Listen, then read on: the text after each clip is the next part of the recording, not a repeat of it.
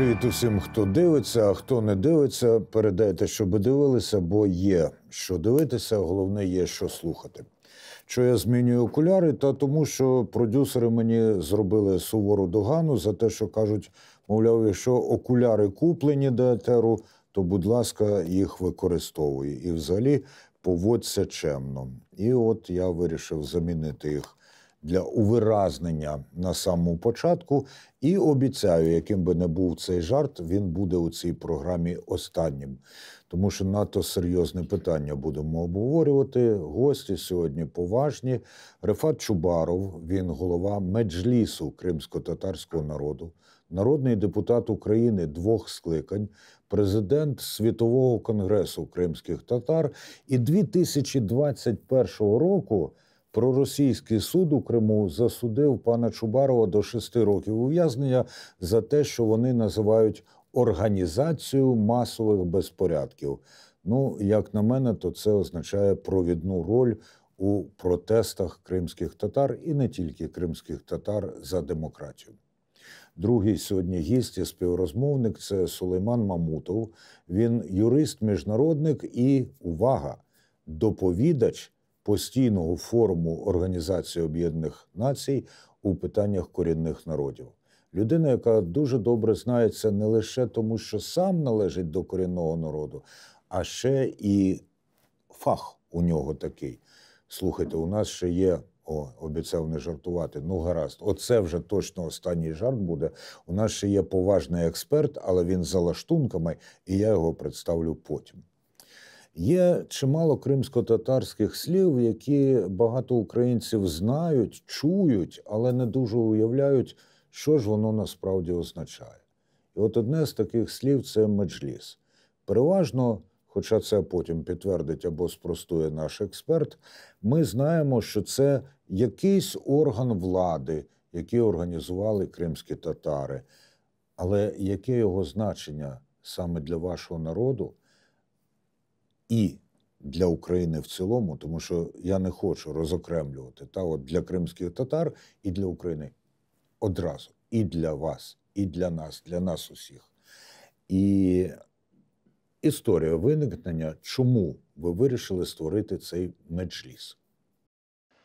Ну, якщо говорити про етимологію цього слова, то треба говорити про це, що це слово між кримськими татарами дуже часто використовується і використовувалося взагалі в їхній історії. Хотів сказати, до прикладу, «Бу меселя не меджлісте чездих, юр меджлісте конушаях». Тобто це питання ми вирішили на меджлісі. Ідемо, порадимося на меджлісі. Меджліс – це рада. Це коли люди збираються, зібрання, рада, і вони говорять, а потім це дає право говорити, що вони це вирішили на Сході, коли обговорили це питання. З 1917 року, коли кримські татари на тлі розпаду Російської імперії, намагаючись облаштовувати свою долю на своїй землі, зібрали Курултай, тобто з'їзд, на який обиралися делегати, і вони створили меджліс вже як орган, який приймав рішення для всього народу. Отже, меджліс – це рада для людей, які збираються там, де вони живуть, обговорюють, приймають рішення і їх виконують. Меджліс – це представницький орган корінного кримськотатарського народу. А наскільки обов'язкові є рішення меджлісу для кримських татар? І чи це виникає з доброї волі, з традиції, чи може у вас є якісь все ж таки засоби примусу? В наших умовах, кримсько-татарських умовах, рішення виконуються настільки, наскільки вони визнаються кримськими татарами. Просто ми, на відміну, скажімо, від державних органів, бо є і Верховна Рада України, але Верховна Рада України, коли приймає рішення, скажімо, у вигляді законів, то передбачаються і різні міри відповідальності, якщо громадяни не виконуватимуть закони. Якщо рішення меджлісу, і вони, як правило, у вигляді звернень, у вигляді, на будь-якому вигляді вони для кримських татар носять такий характер рекомендаційний. Але ми тішимося тим, що подавляюча більшість рішень Меджлісу кримськотатарського народу, вони підтримувалися абсолютною більшістю кримськотатар, і це накладало на нас відповідальність. Ми не могли приймати рішення будь-які, бо тоді б люди з нас сміялися би, бо в нас ніколи не було апарату, щоб примушувати людей виконувати це рішення. Перш ніж поставити запитання Сулейману Мамутову, останнє в цій серії запитання до Рифата Чубарова. А в українську правову систему яким чином Меджліс вписаний? В 1999 році, ще за президента Кучму,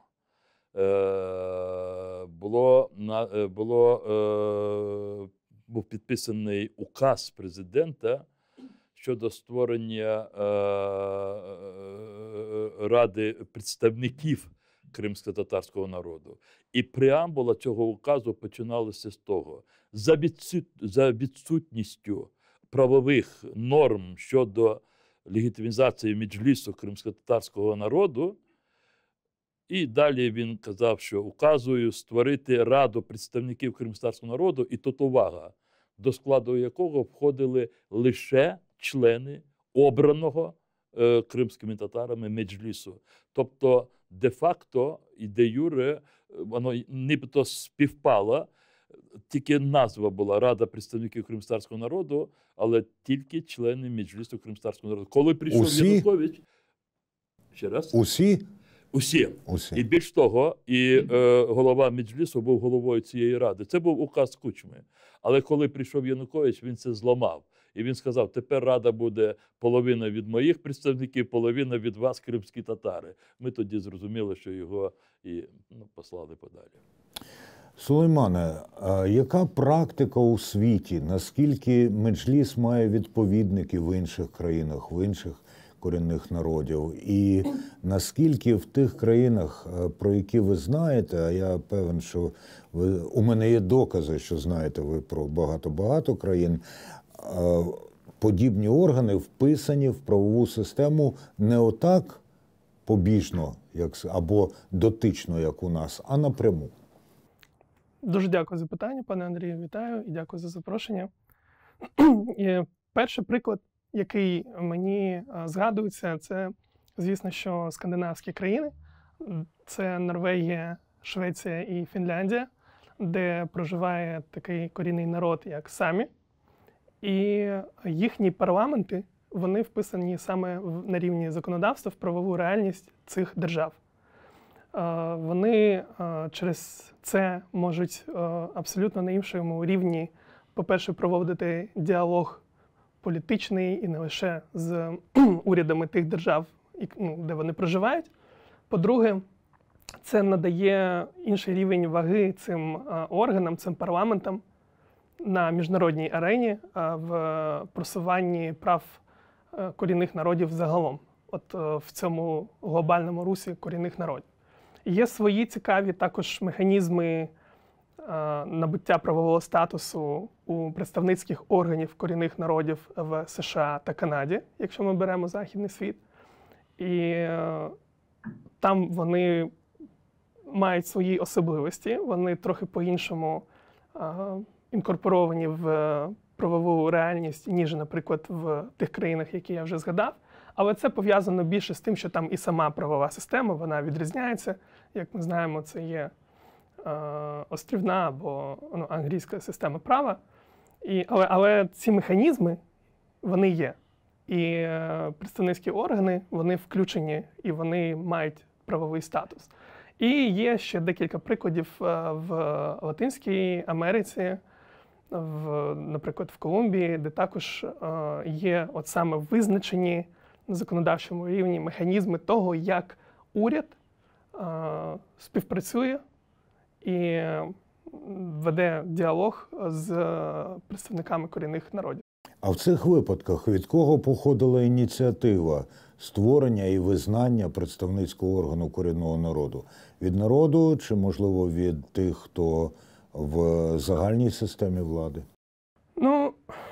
Це такий рух, де ініціатива починається з корінного народу. В усіх випадках, про які мені відомо, і ті, які я перелічив, рух корінних народів, він самоорганізовується і він формулює, кристалізує свої вимоги урядам.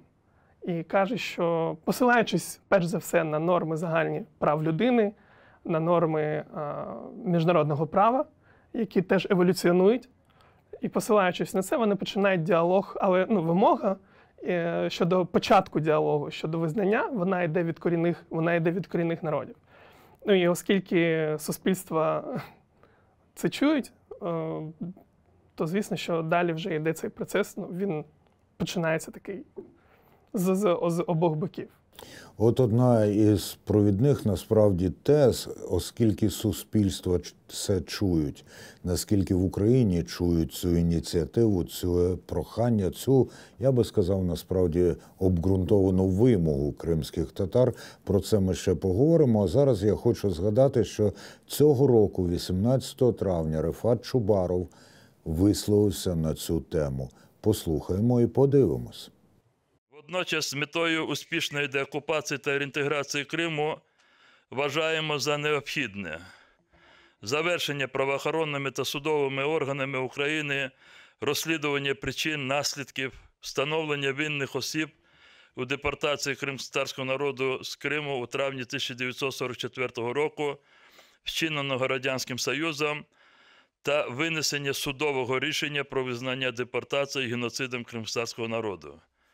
Негайного прийняття Кабінетом міністрів України відповідно до частини 1 статті 8 Закону України про корінні народи України, нормативно-правового акту щодо закріплення за Меджлісом кримськотатарського народу статусу представницького органу корінного кримськотатарського народу. Рефат ага, ви ж не вперше про це говорите.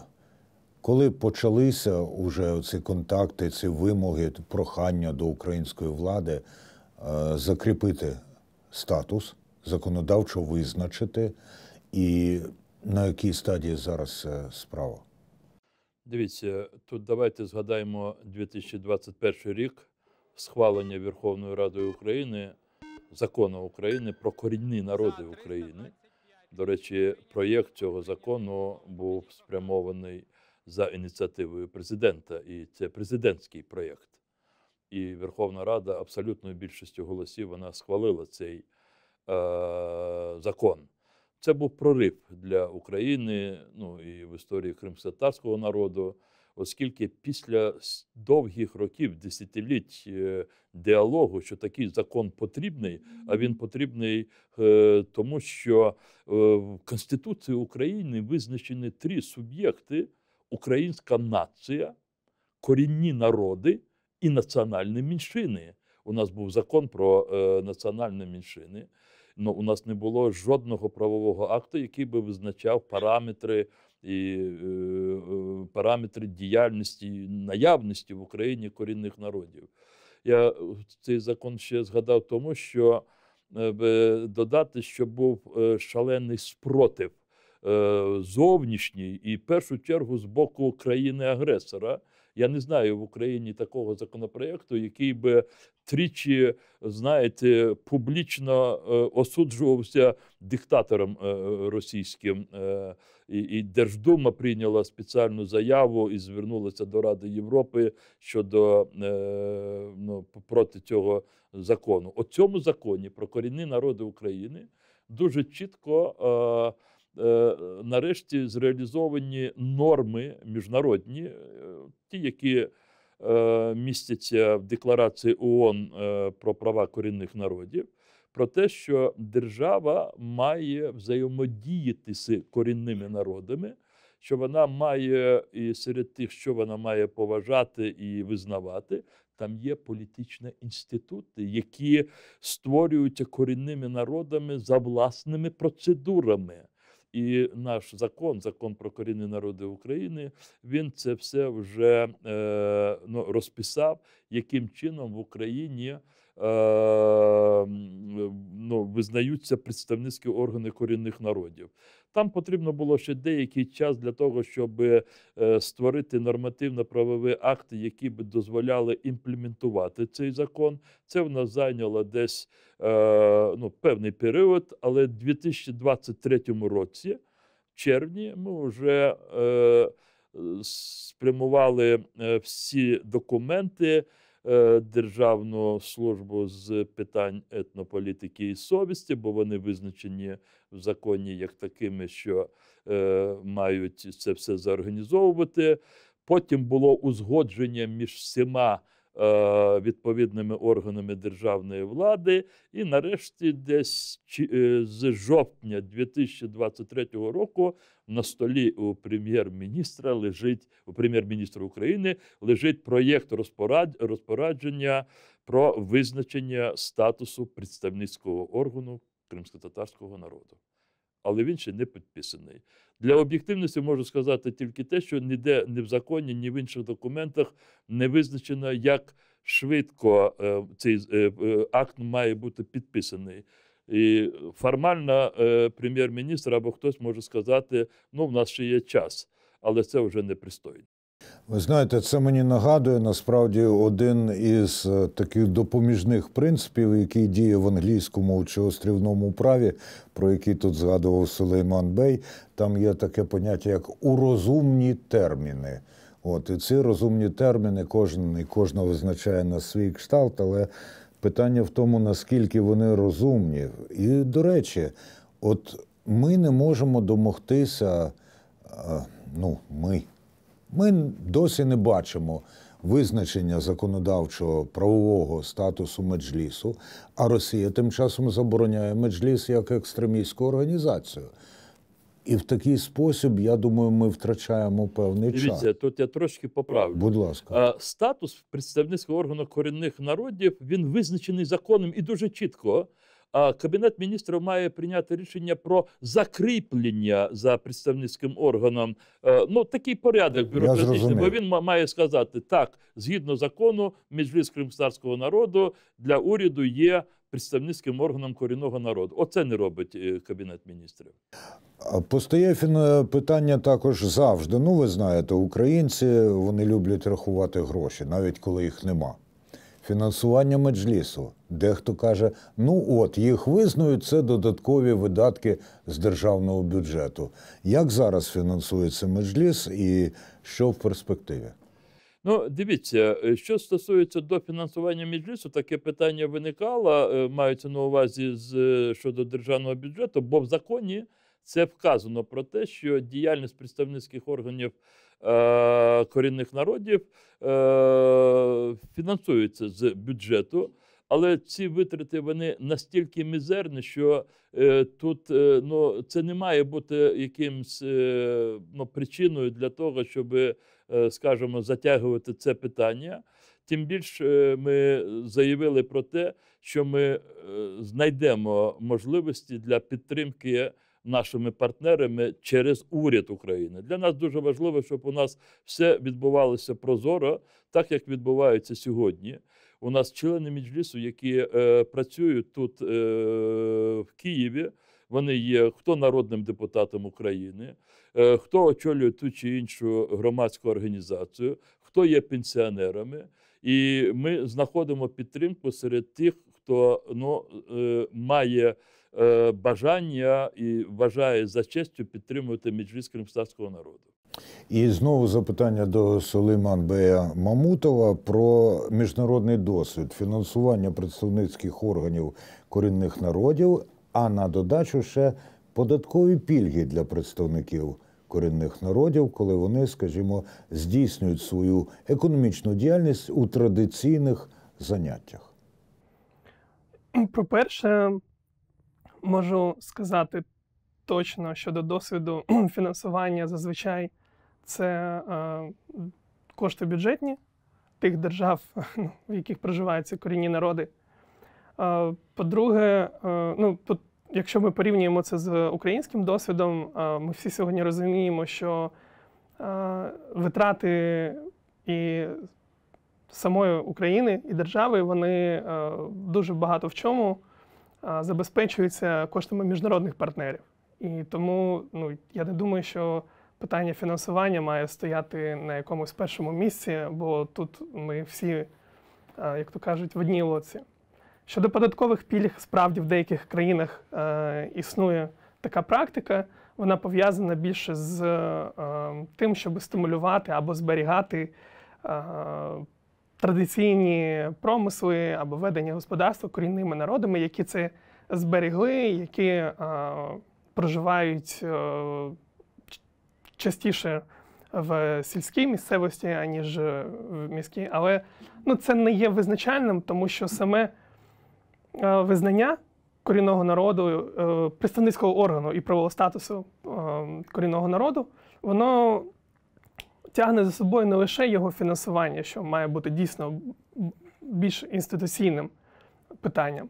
Воно тягне за собою, як я вже казав, і інший рівень співпраці і діалогу на міжнародній арені. Наприклад, протягом останніх вже майже 15 років в ООН, в системі ООН йдеться дуже активна дискусія між корінними народами і державами-членами, і агентствами ООН про посилену участь корінних народів в системі ООН. Перш за все в Генеральній асамблеї, по-друге, в Раді з прав людини ООН.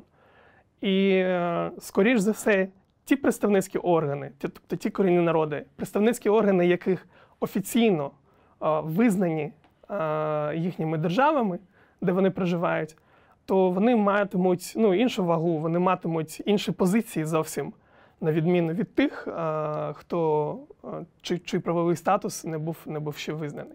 І, по-друге, всередині теж, у внутрішній політиці, навіть те, як представницький орган буде адвокатувати і просувати свої інтереси, від цього теж багато чого залежить. Бо я нагадаю, в законі України про корінні народи, окрім цієї постанови, яка була передбачена про набуття правового статусу представницьких органів, є ще друге питання – це про проведення консультацій з представницькими органами корінних народів. Тобто консультації офіційно між урядом і корінними народами мають відбуватися через їхні представницькі органи. І є окрема постанова про це.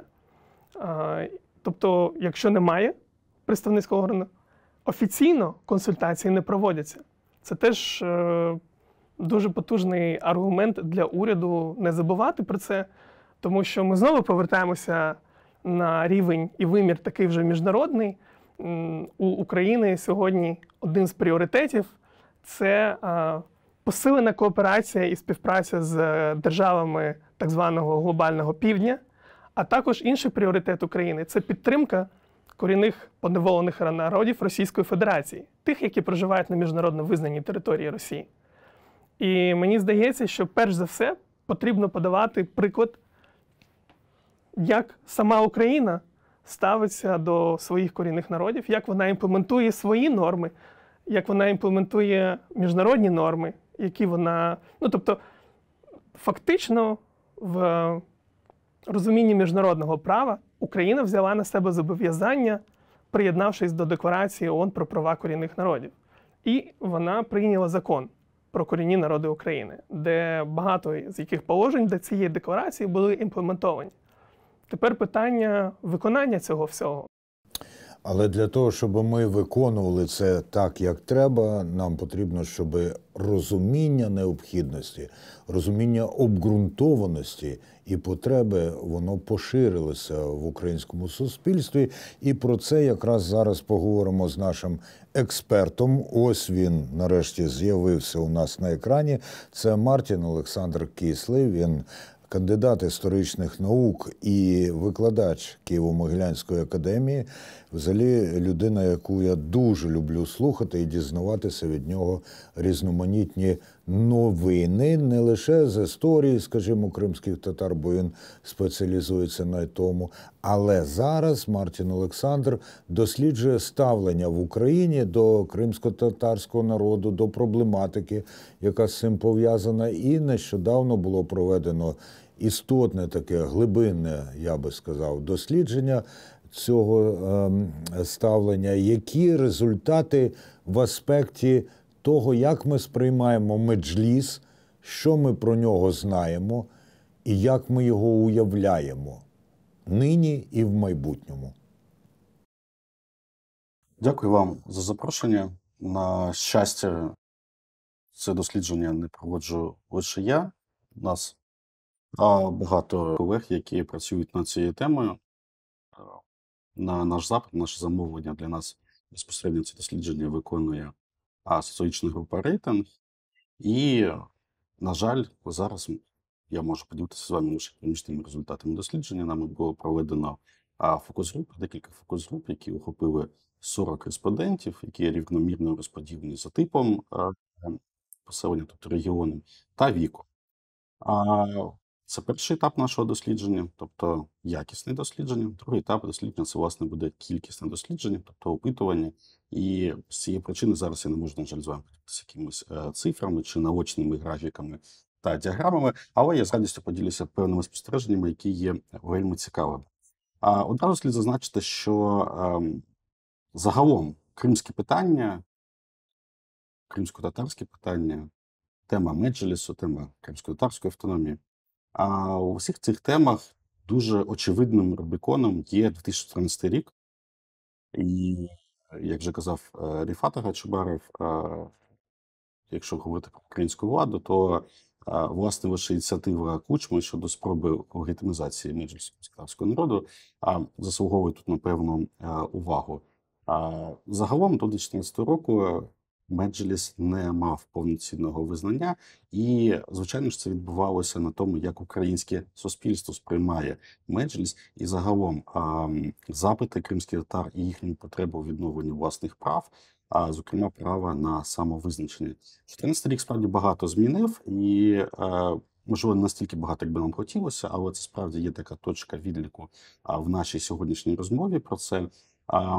На мою думку, вирішальним тут можна визначити 26 лютого 2014 року. Ми всі пам'ятаємо цю картинку по телебаченню. Ця картинка, яка глибоко в'їлася в нашу пам'ять, і з різних причин, для когось вона травматична, для когось існують інші причини, але ми чітко пам'ятаємо Верховну Раду Криму 26 лютого 2014 року і море кримсько-татарських прапорів, які тримають люди, які прийшли захистити суверенітет України. Публічна присутність Меджлісу кримськотатарського народу в медійному полі України протягом останніх 10 років, це моя гіпотеза, призвела до того, що українське суспільство, і це вже результати нашого дослідження якісного, сприймаються як повноцінні, легітимні суб'єкти правового поля України. Більше того, ми з колегами для себе зробили справді унікальне відкриття.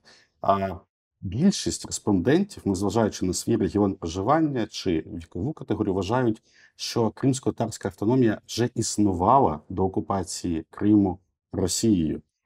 Тобто, вочевидь, йдеться про дуже простий причинно-наслідковий зв'язок. Якщо люди виходять і захищають щось, то їм є щось захищати. На жаль, кримськотатарської автономії не існувало ані до 2014 року, ані існує зараз, тобто зміни в Конституцію України не внесені. Але, якщо говорити про українське суспільство, мій дуже сміливий висновок, що воно готово до того, аби ці зміни були здійснені. Це не буде безболісним процесом, звичайно, є і противники цього, але розуміння того, що Меджліс представляє інтереси кримських татар, і Меджліс є легітимним, вже існує. Я наведу цитату. Це українська територія, тобто Крим. Але вони, кримські татари, були автономні, вони мали свій Меджліс, і, я думаю, будуть мати його все ж таки. Свій парламент. Вони самі вирішували свої нагальні питання. Звичайно, я думаю, що узгоджували це, скажімо, з президентом та з парламентом, але вони краще знали, що їм потрібно на півострові, що їм краще і що вони мали для цього зробити. Кінець цитати – це жінка, 45 років, західної частини України. Як ви бачите, вона робить помилку, тобто вона допускається того, що автономія вже існувала, але загалом вона говорить абсолютно правильні речі. Меджліс мав владу, подібно до того, яку мають інші державні органи. Звичайно, що свої рішення вони узгоджують з центральною владою, але їм це потрібно, бо вони краще знають, що треба робити на півострові. Тому я тут буду таким собі оптимістом, який буде стверджувати, що українське суспільство, можливо, на відміну від української влади, є більш готовим до таких критичних і дуже важливих зрушень. Дякую, Мартіне Олександре. Щоразу, коли я бачу ці кадри, а їх повторюють, їх потрібно повторювати, із лютого 2022 року, я вражаюся тому ступеню організованості, який виявили кримські татари. І, до речі, не лише тоді, а й перед тим, коли вони організовували мирні протести за свої права. Наскільки, от ви сказали, що дехто із респондентів має уявлення, що кримські татари вже мали автономію в Україні. Звідки може постати таке враження? Це недоробка взагалі українських засобів масової комунікації? Це дуже хороше питання. На мою думку, власне, це походить з медійної присутності у темі висвітлення Криму, кримських татар, Меджлісу, кримськотатарського народу, очільників Меджлісу. Тобто у людей за 10 років, вочевидь, з'явилася асоціація, що Крим, кримські татари, Меджліс. І це досить добре. Можливо, це походить і від того, що ми досі не дуже добре уявляємо, а що таке національно-територіальна автономія. У історії України був лише один приклад масштабної національно-територіальної автономії. Це була Молдавська автономна Радянська Соціалістична Республіка. Ну і там багато цікавого насправді в цій історії. Про це якось іншим разом. А моє запитання до Рифата Чубарова і Сулеймана Мамутова таке. Я знаю, що кримсько-татарська національна територіальна автономія в Україні буде. Не знаю, правда, ще коли. Але вона має бути. Коли вона буде, які там права буде Меджлісу? Буде Верховна Рада Автономної Республіки, буде уряд Автономної Республіки. І яку вагу і яке значення матиме там Меджліс? Дивіться, коли ми говоримо про автономію, це означає про те, що в державі, ми зараз говоримо про нашу українську державу, є певна територія зі своєю особливою історією, і на цій території є суб'єкт, який має право на самовизначення. Це дуже важливо. Але якщо в державі є ще один суб'єкт на самовизначення, то всіх тоді має турбувати одне питання. А що це значить? Що ми будемо дробити нашу державу? Ми будемо створювати ще якусь державу? І тут дуже важливо, щоб ми всі розуміли про те, що право чи форми самовизначення от того суб'єкту, це кримські татари, корінний народ тієї землі, яка є частиною української держави, тобто Криму, ми маємо всі розуміти, що ця форма самовизначення має бути такою, щоб українська держава в тих її кордонах, яких вона існує, не просто продовжувала існувати, а ще більш укріпилася би цією автономією. Оце має бути головною вимогою. І тоді, якщо ми це говоримо, що це непорушність української держави, це є головною вимогою розвитку кримської автономії, кримсько-татарської автономії, то тоді от ваше питання, воно дуже глибоке. Бо якщо є на території суб'єкт, це не означає, що люди інші, що вони є людьми другого чи третього, не дай Боже, там сорту, чи вони є з обмеженими правами. Вони також визначають долю цієї території, цієї держави. Вони є такими, що співуправляють, але вони несуть і свої зобов'язання перед державою, перед автономією. І тому, з моєї точки зору, зрозуміло, що все це, ці форми управління, це має бути визначено Конституцією України, законами України. поки ми ще цього не здійснили. І тому я зараз говорю про своє особисте бачення. Зрозуміло, що ми збережемо Курултай кримськотатарського народу. Це наш з'їзд, на який ми самі обираємо наших делегатів. Це з'їзд для нас, особливо для народу, який є дуже за кількісно дуже таким малочисельним. Для нас це ризикована кількість. Нас в Криму всього 300 тисяч. Для нас абсолютне значення має внутрішня злагода, порозуміння внутрішнє. Оце Курултай, це той майданчик, де це наш такий національний майданчик, де ми знаходимо порозуміння в першу чергу між собою. Є дуже багато питань, які держава не вирішує в будь-якій спільноті. Але спільнота, люди мають тут знаходити порозуміння. Це стосується особливо гуманітарних різних сфер, і релігії може стосуватися, і все таке інше. Курултай, я впевнений, ми зберігаємо. Зрозуміло, що Меджліс також він зберігається як орган, який обирають делегати Курултаю. Але в той же час зрозуміло, що Курултай становиться одним із учасників всіх тих політичних процесів соціальних, які відбуваються на території Автономної Республіки Крим. Обов'язково буде Верховна Рада. Вона може називати не Верховною Радою, але буде представницький орган автономії. І кримські татари будуть одним із тих, хто буде формувати цю представницьку орган. Але не лише вони. Цей представницький орган автономії будуть обирати своїх депутатів вже і представників всіх людей, хто живе в Криму. Але в той же час представницький орган автономії, він буде вирішувати питання розвитку цієї території відповідно до Конституції України, до законів України. Але в той же час ми ж розуміємося, що там, де корінний народ є малочисельним, не може бути демократія в тому, що більшість буде завжди, скажімо, диктувати свої умови меншості. Тобто я в своєму домі, але, вибачте мене, сусідів так багато, що вони будуть вирішувати, як казав класик, як мені молитися і як мені писати і все таке інше. Отже, тому законами мають бути виписані особливі процедури прийняття рішень, коли меншість не буде диктувати більшості, але більшість і не буде домінувати над меншістю.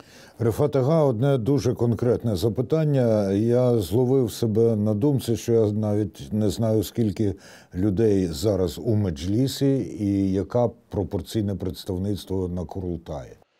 В Курултаї обирається 250 делегатів. І в 2013 році ми проводили вибори, прямі, таємні, голосування бюлетенями. У нас була змішана система. 200 депутатів, які обиралися за мажоритарною системою, але 50 від кримсько-татарських громадських організацій, тобто, так скажемо, умовно партійна система.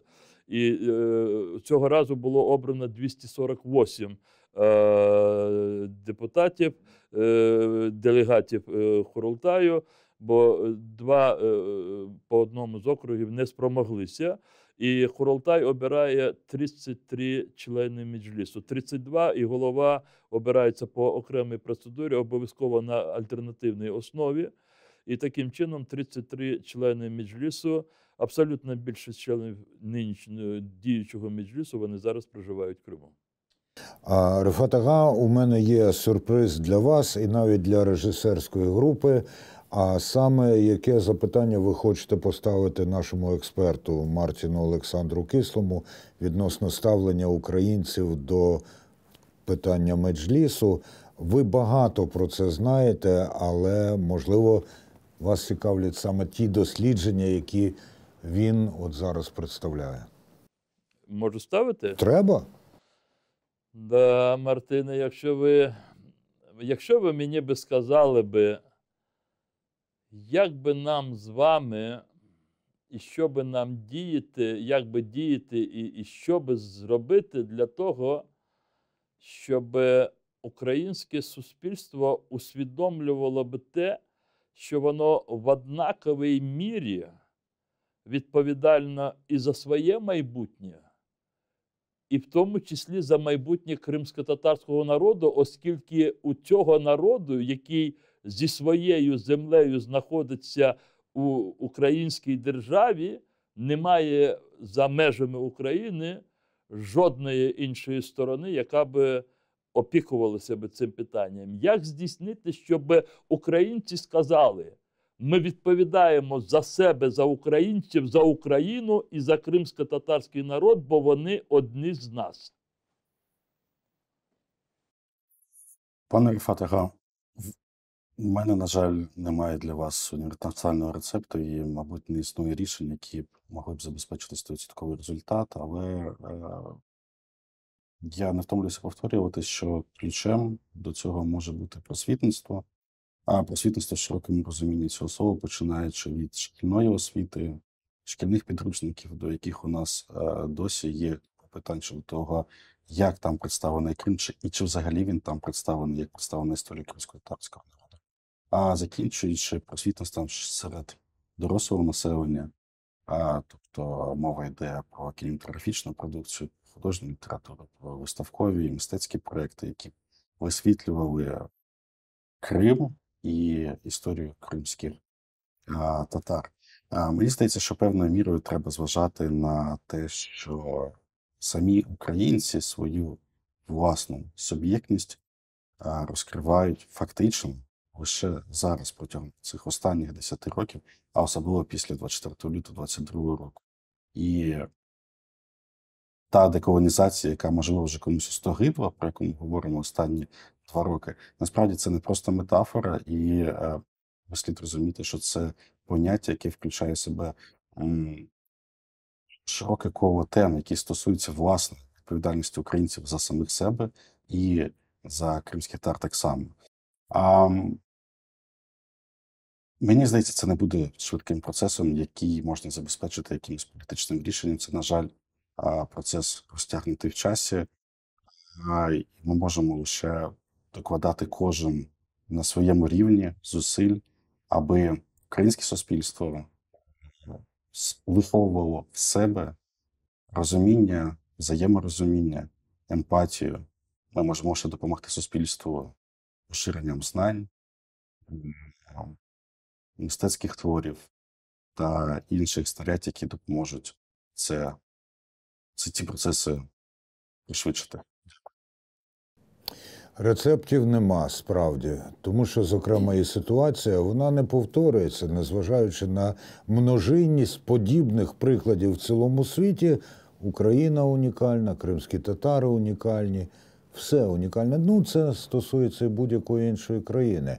І я вдячний Сулейману Мамутову за те, що він сьогодні мені подарував невеличке таке відкриття. Мені цікаво, чи він підтвердить це і розвине цю думку. Якщо йдеться зараз, скажімо, про збільшення представництва корінних народів в Організації Об'єднаних Націй, зокрема в Генеральній Асамблеї, в Раді з прав людини, то якщо ми або коли ми впроваджуємо правовий статус меджлісу кримсько-татарського народу, автономія у нас є, це означає, що певним чином ми отримуємо додаткові можливості в міжнародних органах і міжнародному представництві. Так, не так, і що нам це може принести? Абсолютно точно. Це саме так і є. Взагалі, всі ці дискусії і процеси, що стосуються посиленої участі корінних народів в системі ООН, вони витікають з принципів необхідності отримання поінформованої, добровільної попередньої згоди корінних народів при розв'язанні питань або при прийнятті рішень стосовно питань, що стосуються цих корінних народів. І таких питань може бути дуже багато. І саме тому ось ці процеси, вони почалися. Зараз мова йдеться про статус спостерігача для корінних народів. Мова також і дискусії ведуться щодо модальності участі, щодо типів участі, щодо, тобто всі ці процесуальні, процедурні питання, Але, як мені здається, вже політично світова спільнота, вона все ближче і ближче підходить до розуміння того, що це вже питання часу, а не того, чи ми надаємо корінним народам таку можливість, чи не надаємо. І звісно, що ви праві, це означатиме, що українська держава матиме посилене представництво в системі міжнародного порядку, а іншої сьогодні немає, це система ООН, і краще будь-який діалог, аніж його відсутність між різними державами світу, ну, якщо ми не говоримо, звісно, окрім тих держав, що не бажають цього діалогу.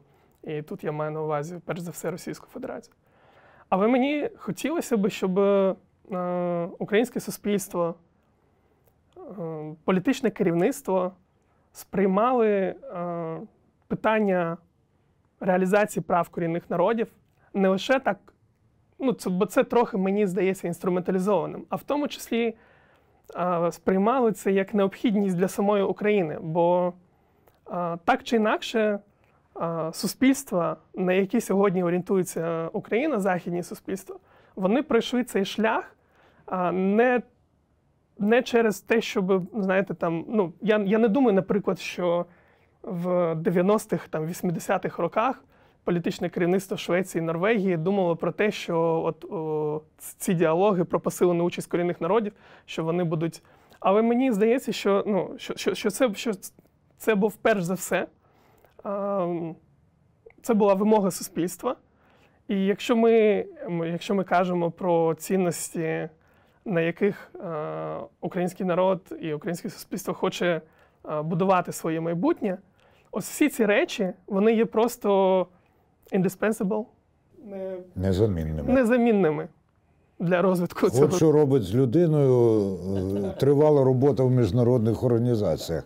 Ну, взагалі, звісно, тут можна багато говорити. Я колись сказав, я обіцяв більше жартів, але мені вдалося знайти в розмовах із моїми молодшими кримськотатарськими друзями чимало слів, які є однаковими в українській і кримськотатарській мові. Це зовсім не чечек, чічка або щось таке інше, а оці самі, як там, one window, brainstorming і так далі, і так далі. Дуже важливо те, що Сулейман сказав, усвідомити, але не обмежуватись усвідомленням, сказати своє слово, зрозуміти і знати, що таке меджліс, чому він такий важливий. Я повторюю, чому він проголошений державою-окупантом, державою-загарбником, екстремістською організацією.